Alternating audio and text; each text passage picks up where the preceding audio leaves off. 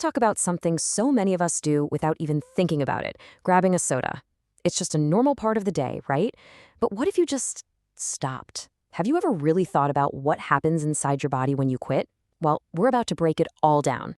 The best way to kick this off is with this one simple but really powerful phrase, liquid candy. I mean, when you start thinking of soda that way, not as a thirst quencher, but as candy in a can, it kind of changes everything, doesn't it? And deciding to ditch that liquid candy, well, it sets off this incredible domino effect inside you. It's this whole cascade of changes. Some of them you'll feel almost right away, while others are working their magic behind the scenes. And we're going to walk through the whole thing, step by step. So here's our game plan. We're looking at this journey in three main stages. First up, those initial few days, the transition period. Then we'll get into the physical rebound you'll feel during that first month. And finally, we'll look at the amazing long-term shifts that happen months down the road. Okay, let's dive into part one. And look, let's just be real about it. The first few days can be rough.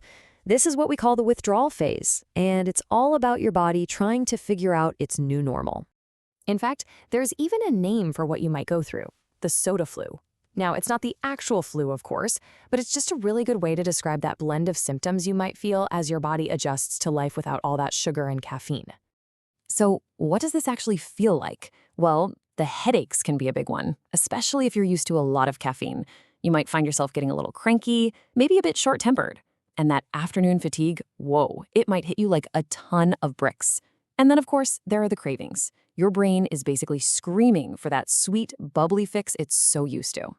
So why do those cravings feel so powerful? It's not about a lack of willpower, it's actually brain chemistry. Your brain's reward center has gotten so used to those super easy, quick hits of dopamine from all that sugar. When you suddenly take it away, your brain kind of panics and sends out an alarm like, hey, where's my reward? It just takes a little while for that whole system to balance out again. But trust me, you just gotta hang in there because right after you clear that first hurdle, the good stuff starts happening. This is the physical rebound. Once the withdrawal symptoms start to fade, the benefits show up and they show up fast. One of the very first things people tend to notice is their energy becomes way more stable. See, without those huge sugar spikes from soda, you don't get the awful crashes that follow. Your energy just evens out. You feel more consistent and steady all day long. Next up, your sleep. It's a pretty simple formula, really. Less caffeine, especially later in the day, almost always means better sleep. We're talking about getting into deeper sleep cycles and just finding it easier to drift off at night. Now, here's a physical change you might feel pretty much immediately. When you drink soda, you are literally swallowing carbon dioxide gas.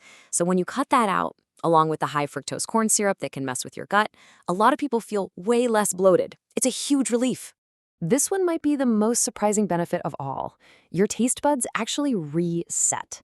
When you step away from the insane hyper-sweetness of soda, your palate becomes more sensitive again.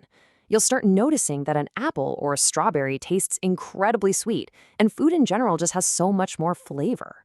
Okay, so that's the first month, but what happens if you stick with it? What happens way down the line? This is where the really, truly profound health changes start happening, deep down inside your body.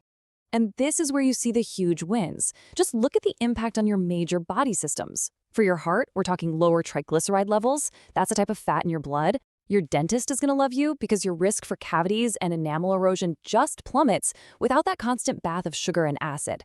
And your kidneys? They're your body's filters, and cutting soda just gives them a much-deserved break from working overtime. 150. Just let that number sink in.